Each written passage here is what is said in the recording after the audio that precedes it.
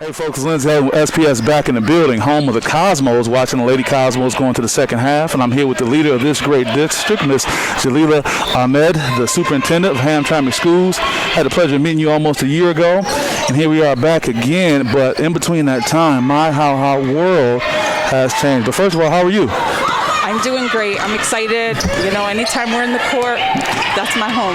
Yeah, it's pretty awesome when you have superintendents that are seen at the games and are connected with what's going on. Some people are so pro-academic that they kind of don't put the emphasis on athletics, and I see that you do that. But I'm just curious to know what this past year has been like for you as you led this district through COVID-19. Yeah, sure. So again, thank you for having me. Thank you for all you do to support our youth, and the sports in general. You know, it's been a very, very challenging year, but there's a lot of opportunities within the challenges. Okay. And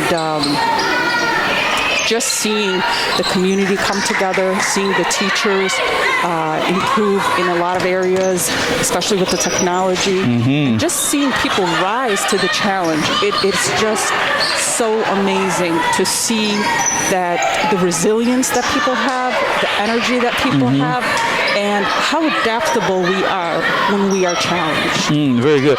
You know, and I always say, you know, with the unfortunate passing of so many people, there's been still so many silver linings in this experience, and I always like to lead with that. And you talk about the technology piece, and you as a district leader, it's like so many people were kind of caught in this paralysis when it came to their abilities with technology, but they've been forced. I mean, Zoom is a household word now, you know.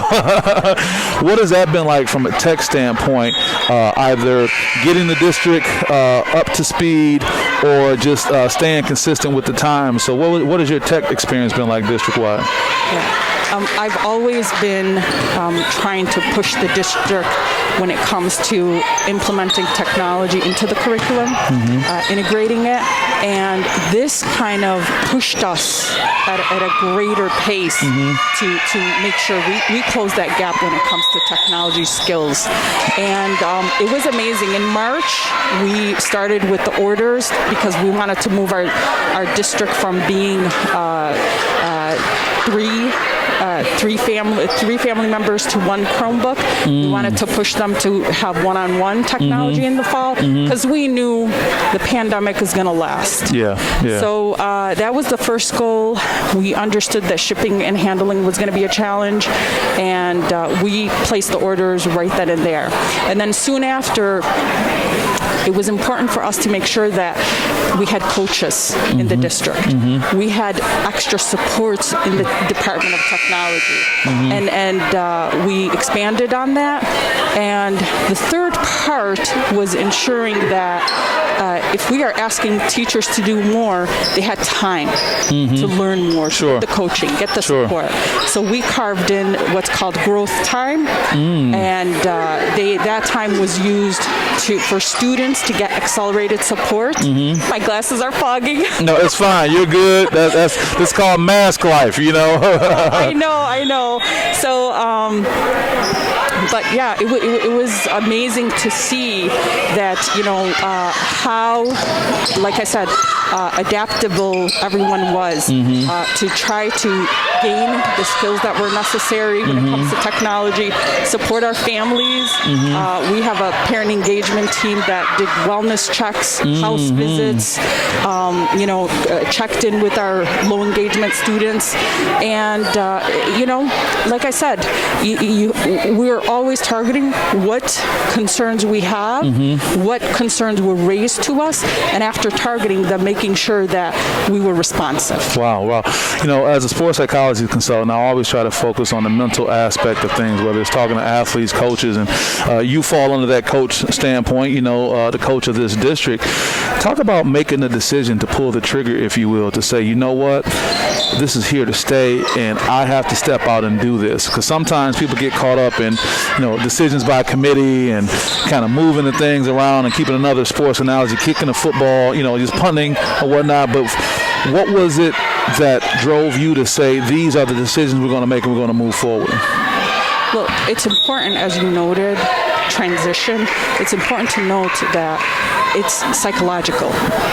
So anytime we transition from anything, people need to first understand why the changes, why the transitions are being made. So that was shared with everyone. It was shared with various stakeholders. And then there was a plan to implement these changes. Can I just interrupt for a second? You talked about making people aware. Yes. Madam Superintendent, you have an iron fist. You can just drop your hand, drop the gavel, and say, this is it. This is what we're going to do. I don't have time to explain to you because we're moving forward and the gravity of the situation to support that. I'm being devil's advocate, obviously, but tell me why that approach wasn't taken compared to what you're saying and how you brought people in. So leadership is situational. There are going to be opportunities and there's going to be times where it's like, this is what we're doing and let's go get it done. Okay. But when we're talking about the transitions from, going to face-to-face to virtual, that's a big leap for a lot of individuals. That's huge. So we had to make sure that we had a plan to ensure everyone's comfort. And also we forecasted to see, where are we going to be in a month, in a semester, by the end of the year. And again, surveys shared with our students, with our parents, with our teachers to see and gauge what were the needs, and then making decisions based on that. I know that your day doesn't end at 4 or 5 o'clock. I mean, we're well after that, and you're here completely engaged. Give me some advice as a leader. How do you stay engaged with everything that's going on, but still make time for your family, still make time for your own peace of mind? How have you done that from the start of your career to where you are right now? So I love cooking. Okay. I think you talked about that last time we were here. Yeah. I love cooking. I love reading. I love research, as nerdy as that may sound. That's cool. Research is good. So, I believe in girl time. I believe in family time. Sometimes my son and I have 5 children and a grandchild. It's those quality moments, those special moments. Just cuddling, catching up, things of that nature are important. Girl time, I catch up with my friends, get a massage, eat out.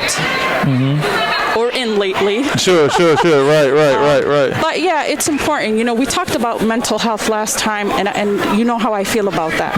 This is an area we have to do better. And I think, and sadly to say, it took a pandemic to expose, the necessities when it comes to mental health, when it comes to, the social and emotional needs. But it's important. And one thing that I shared with the staff is, it's important for us to ensure that we're looking at the academics, the social and emotional needs of our students, but also of our adults. Because they get left out so many times. Yes. Yeah. Taking 2 steps back to reflect. There's yoga, mindfulness, a variety of different things people could do to get that mental break. So definitely, engaging in quality time with loved ones, with nature, and really helps. Well, that's great. Before we leave, we spent the bulk of this conversation talking about how you responded to the challenge of the pandemic, how you responded to this issue. But let's talk about Hamtramck going forward. What is your vision going forward for the district, considering all the changes that have happened, and what can people expect if they're in the district or they're looking at a new district to be part of? Yeah, so we're definitely looking at expanding programs. We're looking at interest-based programming. What does that mean when you say that? So what are our students interested in? Oh, if wow. We're looking at the trades, if we're looking at CTE programs, just a variety of different things to expose our students to. Like in cybersecurity, for example, a student could get a certificate by the end of the high school experience. That certificate could open doors for him or her, and they could land a job starting at $60,000. Like, we want to look for opportunities for our students to get a solid start. We're looking at a collegiate academy where students could graduate not only with a high school diploma, but an associate degree.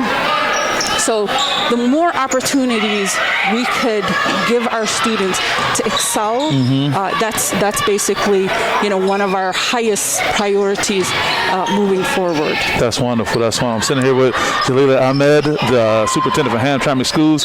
To all the superintendents out there, I think she's running the table on you guys. She's been sitting down in the chair 2 times within a year, talking about her district. She's at the games. I mean, everyone else is welcome. Before we let you go, any just general message you have for the community, for the young people, for the players on their senior night? Anything else you want to share? I'm just extremely proud of our athletes.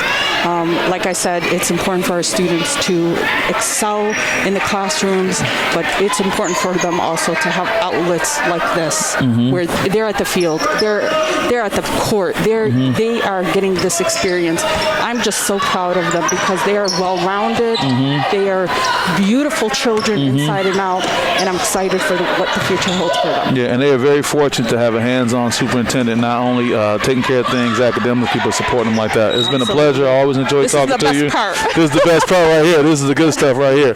This is Lindsay Housen with SPS. We'll see you guys next time. Thanks for checking in. Take care.